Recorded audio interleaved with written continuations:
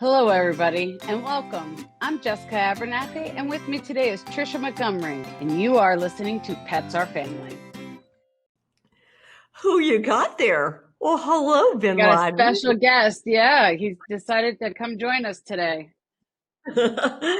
Hello, Benny. Are you giving your mom a love bite? He can't hear you because you're in my ear. That's a big yawn. He's got a big He's like, yawn. he's just Aw. like, oh, yep. Bin He's like, Laden, okay, I'm just. how He's can like, you I'm gonna hide go. him from us, Jessica? You hide Bin Laden from us. He's not allowed in my office. Oh, it's because you're allergic. I am allergic to him, so we try to keep it. He, We try to keep my exposure to a minimum. So.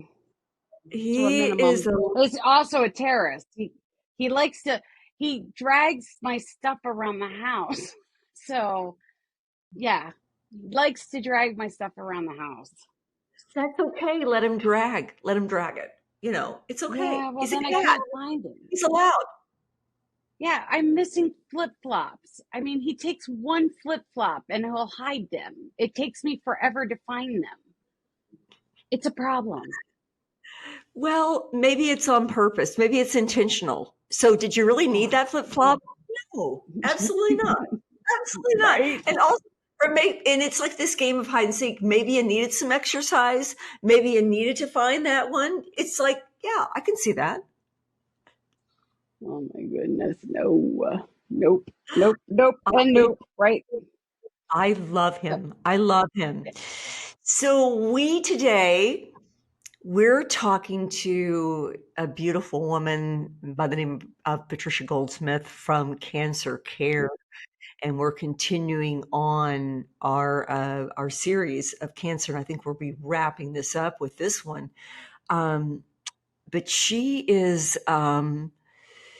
started at CancerCare, and I think she's going to tell us more. But she developed a program called the PAW program, and what they do is they provide financial assistance for pets for people who are undergoing cancer treatment.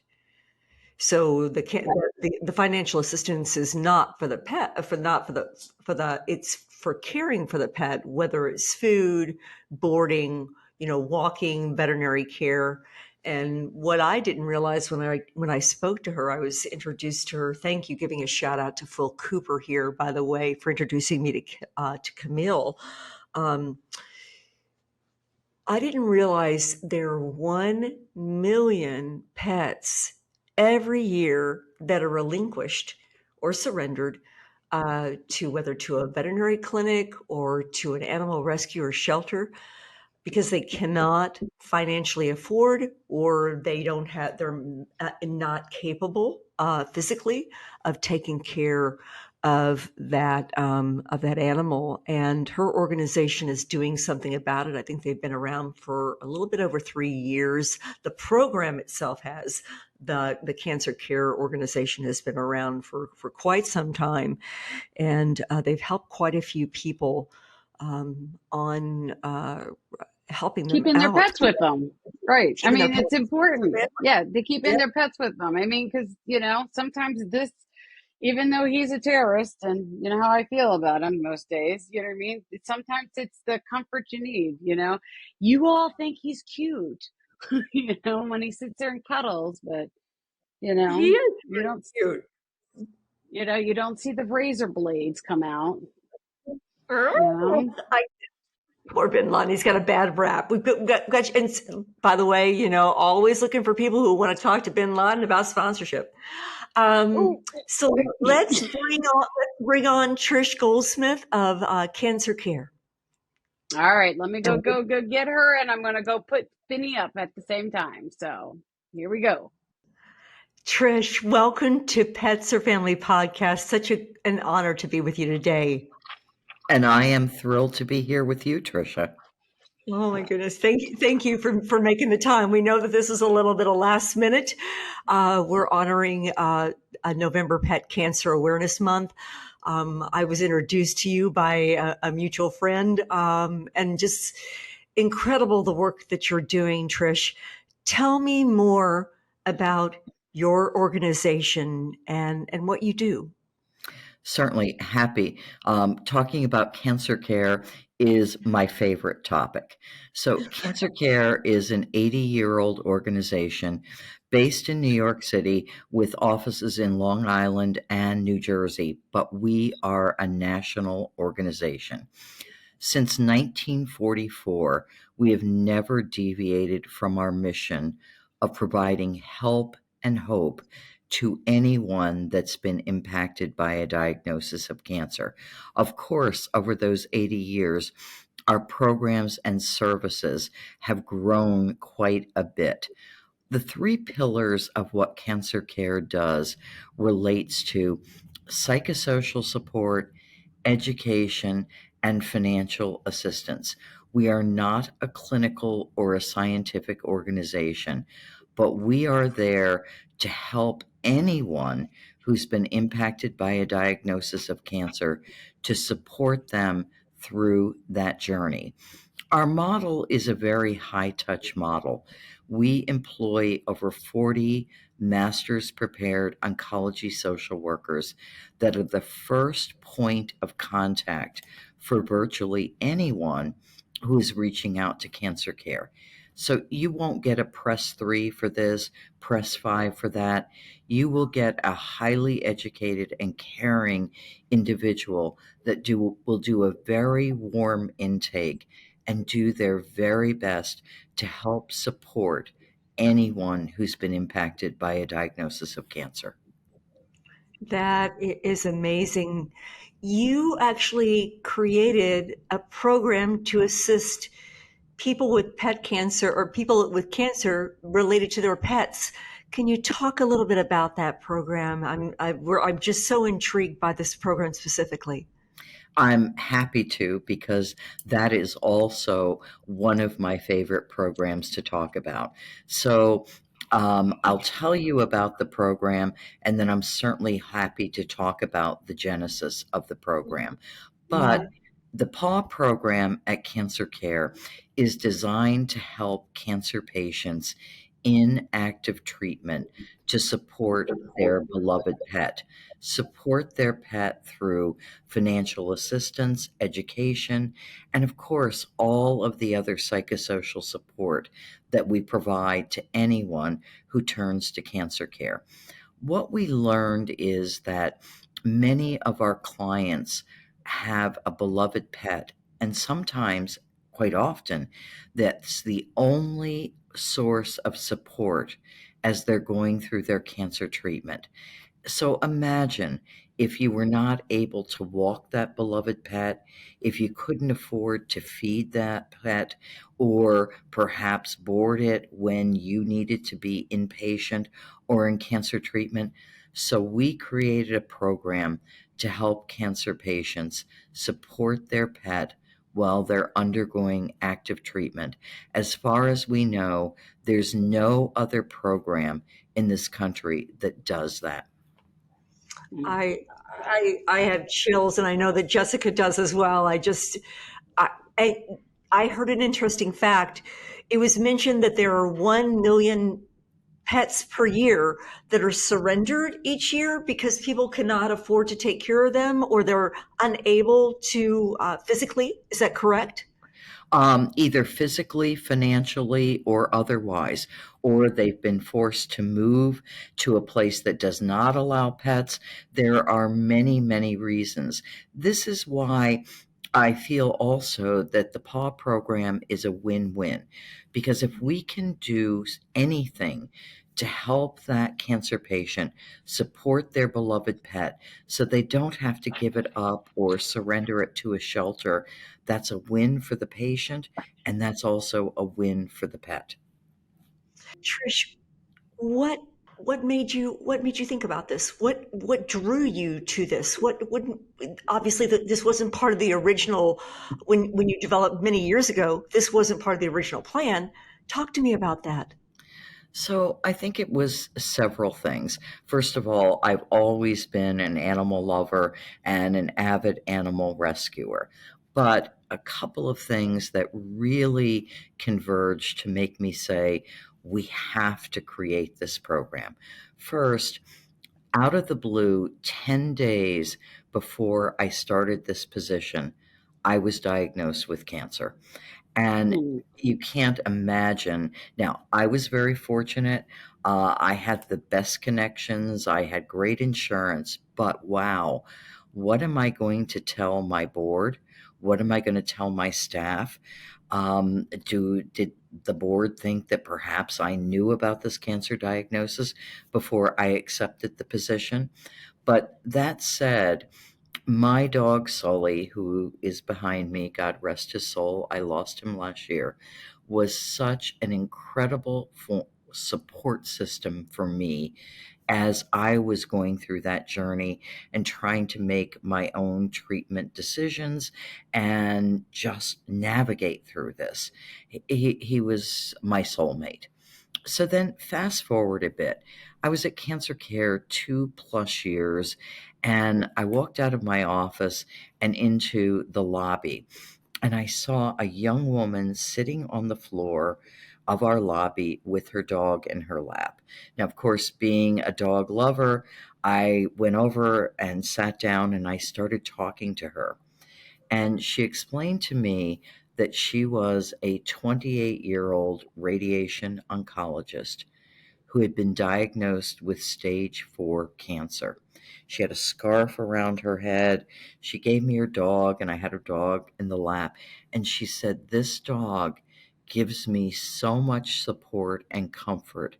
Thank you for allowing me to bring my dog to my counseling session." And that was the second aha moment. We have to do something to help support cancer patients and their beloved pets. And it was also a combination of when an individual sees their medical oncologist or their radiation oncologist, they don't talk about the fact that they have a pet. And most oncologists and treating cancer doctors don't say, "Do you have a pet in the home?" In addition, a veterinarian is not going to want to opine on whether or not it's safe for a patient undergoing chemotherapy to scoop the litter box, whether it's safe to hold your pet when you're undergoing radiation therapy. But a survey of many of our clients who are pet owners were hungry for that information, not just the financial support, but also worried, can I harm my pet if I'm undergoing radiation therapy and I hold them in my lap? Is it okay for me to scoop the litter box if I'm undergoing chemotherapy? And so all of this converged together to say we could do something and create a program that no one else has ever done.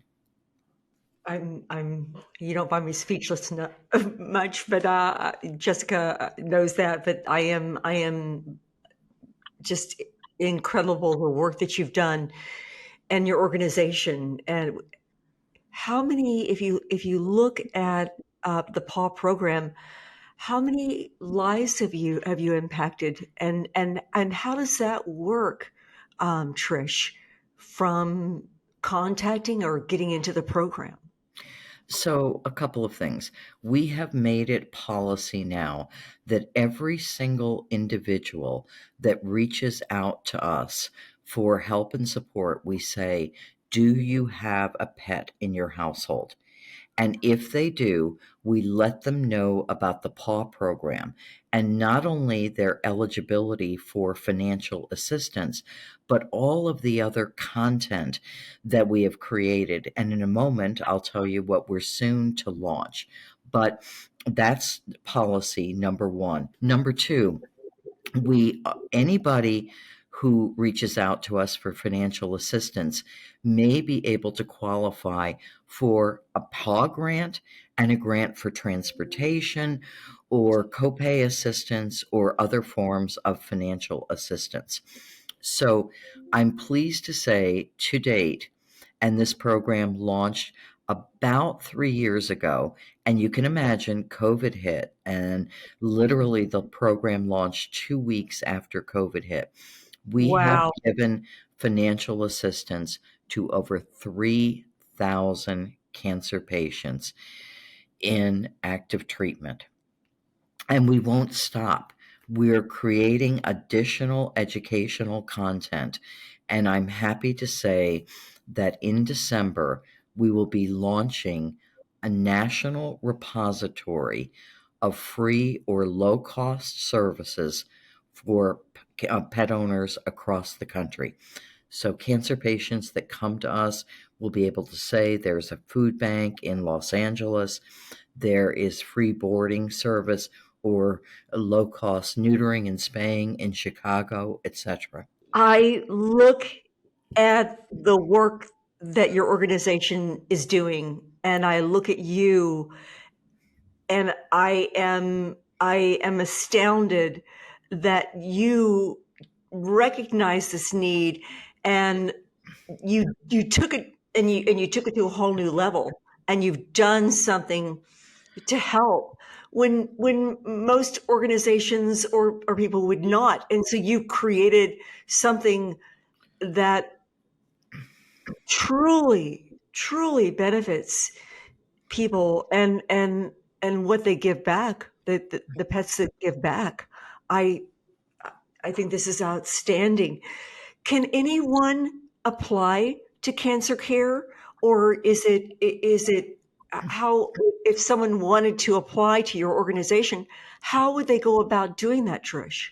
So, Tricia, we have a hope line that is an 800 number that anyone who's been impacted by a diagnosis of cancer can call.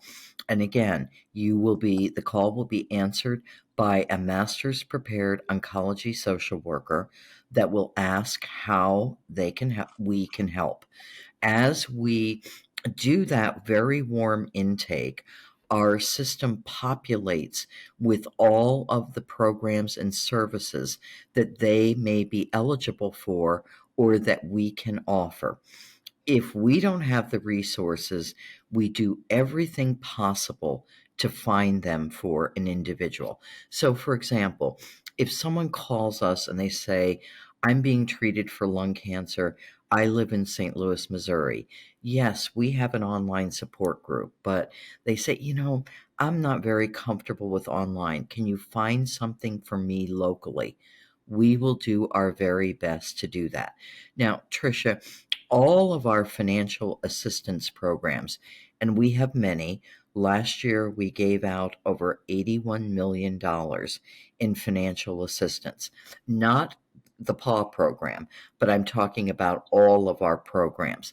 All of them have income requirements that vary. So, in other words, if someone calls us and is making $250,000 a year, they're not going to qualify for financial assistance.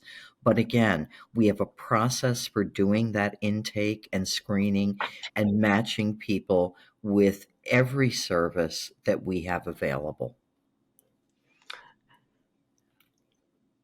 You have you've been in oncology. Is that correct? Did you start? Did you when you came out of the womb? Did you have angel wings on you? No, Trisha, I did not actually. For as long as I can remember, I had a dream of being a veterinarian, but life takes many different courses. And what I'll say is one of the defining moments in my life was when I was 19 years old. My only sibling died of a brain tumor at the age of 22. That was a long, long time ago, but something like that never, ever leaves you. And somewhat by happenstance, many, many years ago, I fell into a healthcare. And the second I took my very first job, which was a low level job in healthcare, I knew that I was home. And then my career progressed that I moved into oncology And I really felt that that became my home and my passion. And I've been blessed with the opportunity in my career to have many different roles and as the CEO of CancerCare to make a difference each day in the lives of hundreds of individuals. That's really pretty phenomenal. Yeah, and it exudes from you, Trish. It just does, and it does. You have also surrounded yourself with an incredible group of people who have taken the ideas and the mission and the vision and really what you are hoping to do. Tell us about that, the people that are around you, because I know Camille from Edelman. There, tell us about that. So, yes, you're absolutely correct. And so, very early on in my career, I met Camille, who was in a different role at the time, and in New York City. And make a long story short, we kept in touch with one another. She was a great fan of Cancer Care, and Camille ultimately received a senior leadership role at Edelman. So several years ago, Edelman decided to do a Shark Tank type competition where they allowed their employees to submit ideas for a worthy cause that potentially could receive 1 year of free services from Edelman. Edelman is certainly an extraordinary firm, but not something that Cancer Care as a non for profit could ever afford. So Right. Camille reached out and said, I'd like to pitch the PAW program. We said, that's phenomenal. So Camille pitched the program.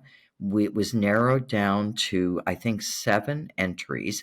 And they literally had the individuals and Edelman employees that were promoting that program stand up and go in and do the pitch, just like was done in Shark Tank, and the PAW program was chosen. We were blessed to have Yeah. 1 year of Camille's expertise and the expertise of Edelman to help us brand the program, develop the messaging. We actually, I previously had a nice relationship with Katie Couric. We approached Katie Couric. She narrated a video about the PAW program. So it was just one of the many things that so aligned, and we're so blessed for Camille's support and advocacy of the program, which continues to this day. Yes, I love that, and I love her.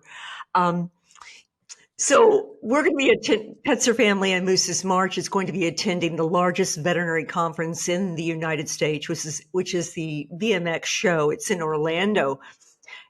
Cancer Care will also be there attending.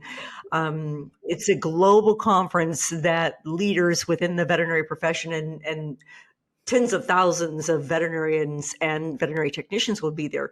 Your focus for that show is specifically to really spread the word about cancer care. Can you talk about that, Trish? Yes, Tricia. So we are very blessed to have a member of our board of trustees whose family are veterinarians. And she is very intrigued by the PAW program. And so she suggested that we, Cancer Care, attend this large conference and have an exhibit so that when individuals go through the exhibit hall, we can raise awareness of the PAW program through to veterinarians and others. We also know, of course, that conference is heavily attended by many vendors in the pet space. We're obviously hopeful to raise awareness and potentially garner support because there's never enough money to go around to support these cancer patients and their beloved pets. But we want the veterinary community to know that if someone comes into their office and says, I'm sorry, Dr. Smith, but I'm undergoing cancer treatment. I can't afford the flea and tick medication and the heartworm medication. I'm sorry, Dr. Jones, but I can't do all of the routine immunizations. There is an answer.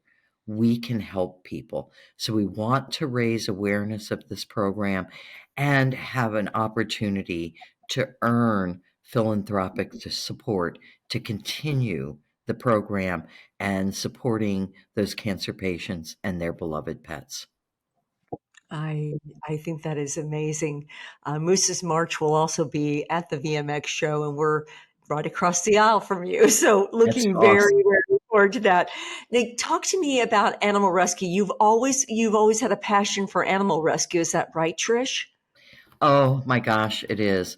Since I think I was a young child, there was always the chipmunk or the bunny that seemed to have an injured leg or something, the cat that I found with kittens trying to survive in a hollowed out tree trunk. So I was always bringing home those animals. And as I grew older and more independent and able to make my own decisions, animal rescue became even a greater part of my fabric. Fast forward, what I have decided in my life is that I'm only going to rescue the animals that are the neediest and that no one else will adopt. And that's been a part of my life for many years. That is how I got my beloved Sully, who was the inspiration for this program and by my side during my cancer diagnosis. He was tied to a tree for 5.5 years in the most rural area of Alabama, dumped in a kill shelter, emaciated, maggots in his ears, and this wonderful rescue organization pulled him and brought him to me. Ultimately, I adopted him. He was the most loving, sweet, and gentle dog. He loved going into the CancerCare offices in Manhattan. One of his favorite things was driving through the Lincoln Tunnel and watching the sides of the Lincoln Tunnel. So he was by my side in many ways for many years. And so, fast forward, after COVID hit and my last trip with him to New York City, he didn't seem the same. He didn't seem to be enjoying it. He seemed to be experiencing mobility issues. Mhm. Took him to the vet, x rays, and an orthopedic surgeon. And here is the bottom line: during his time in Alabama, he was subjected likely to multiple beatings. His pelvis was broken in two places, his femur was broken in two places, his patella was broken, and he never had any medical care. The orthopedic surgeon said to me, "It is a miracle that this dog could even walk." Not only did he walk, he was loving, he was trusting, he was amazing. And I rescued him. And my two dogs now come from even worse circumstances. But my passion is to make a difference in the lives of animals where either they've been so abused or no one else will make that difference for them because they deserve it. What are two things that your animals have taught you, Trish? Oh my goodness.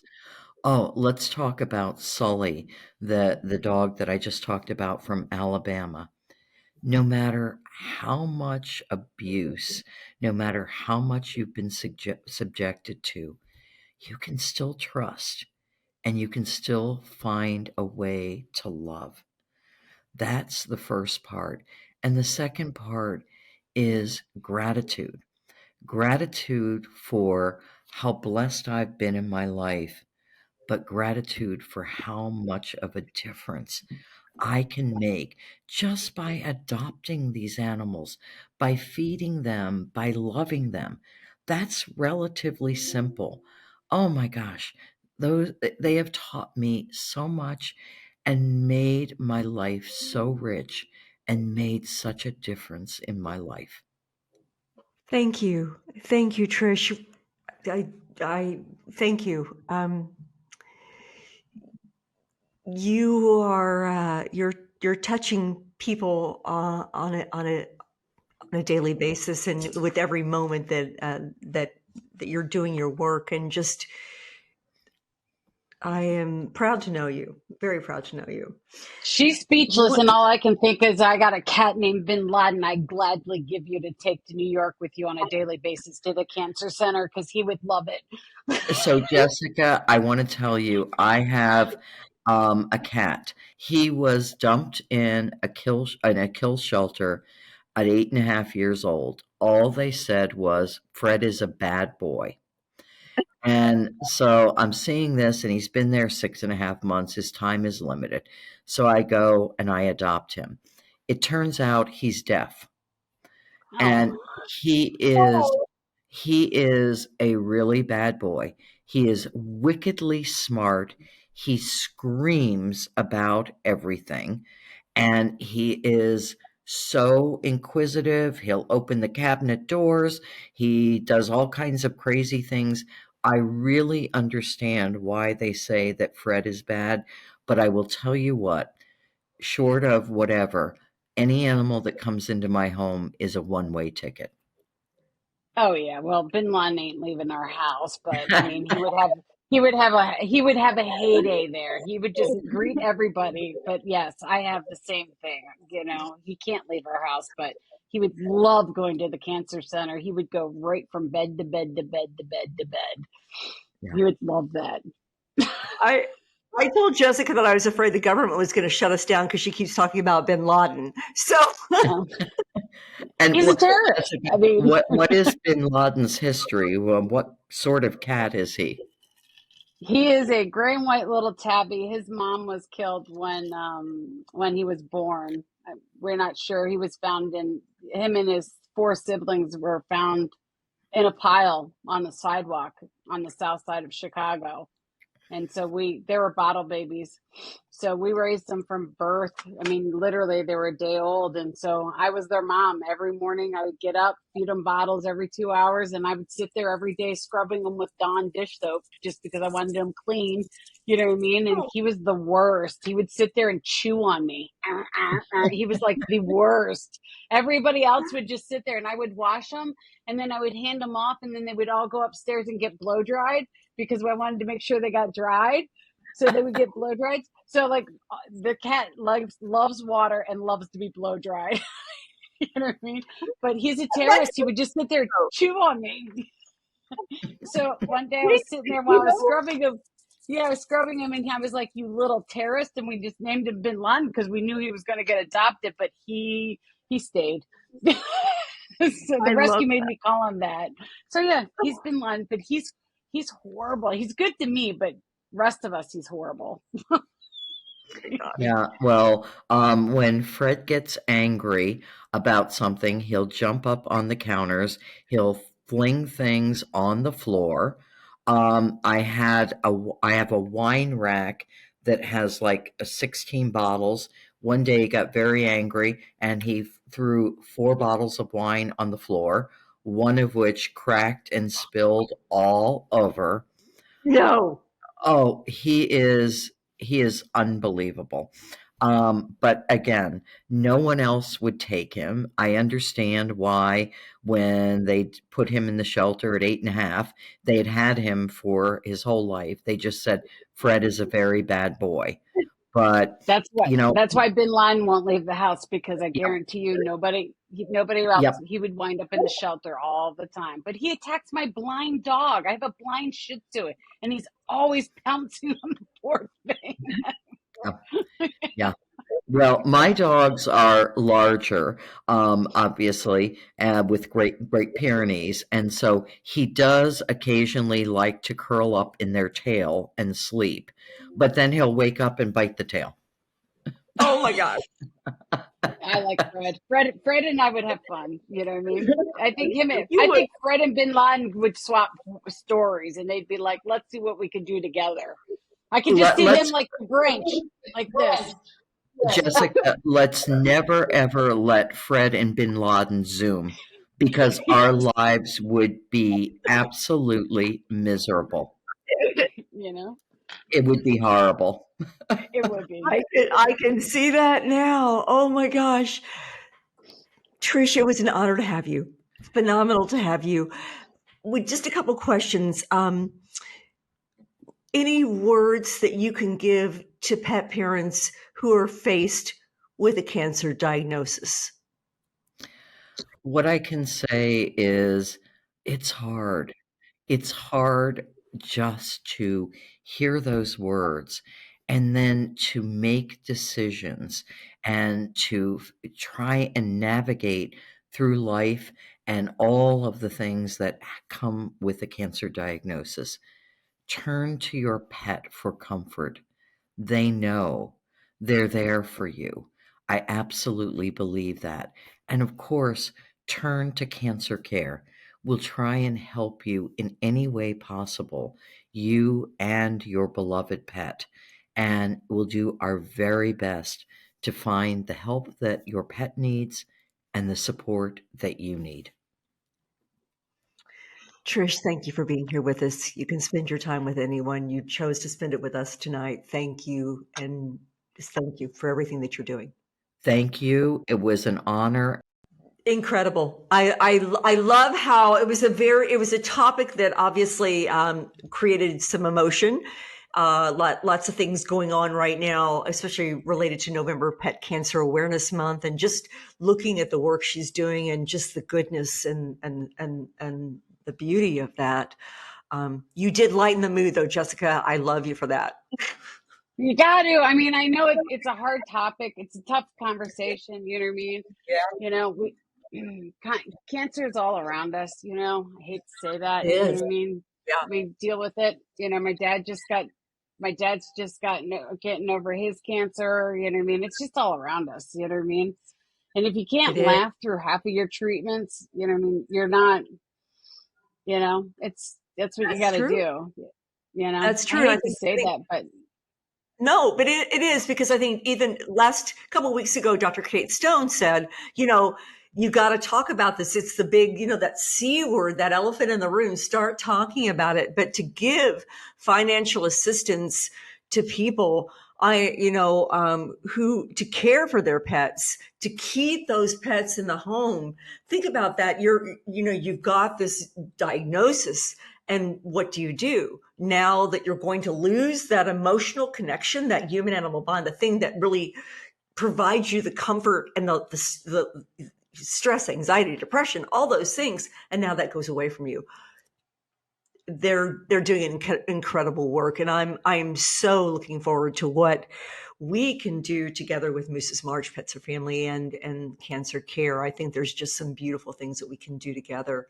But it was our honor. She's an incredible woman and has had such a rich career in human health and healthcare, and then to go on to CancerCare, and the story she told and how she developed the program, or how that came to be.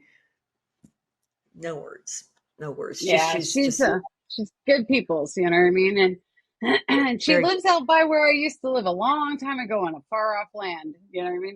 I feel like I could say that about a lot of places. But yeah. You've moved around quite a bit. You have. Yeah, I can. But it's her. But you know, it's kind of funny because when she told me that how she landed there, I landed there the same way she did. It's IBM. I've been moved. So our Oh, parents were, wow. yeah. So yeah, that was kind of cool. You know what I mean? It Very. helps, like, yeah. So I think we're gonna see a lot of each other in the future. You know what I mean? With her, I think that's gonna happen, and it's good. You know, it's a tough conversation. Yeah, It's going it to be, definitely is. it's, you know, I'll always make light of it. You know what I mean? We always got to have something fun about it. Hence, you know, Bin Laden Yeah, came and did part of the podcast with us, you know what I mean? Because we have to lighten it up, you know. And mind you, I'm breaking out in hives on my chest because of it, but that's okay, I can see you it. know. I can see it. I love that you're the yin to my yang. I love you, Jessica. You know that.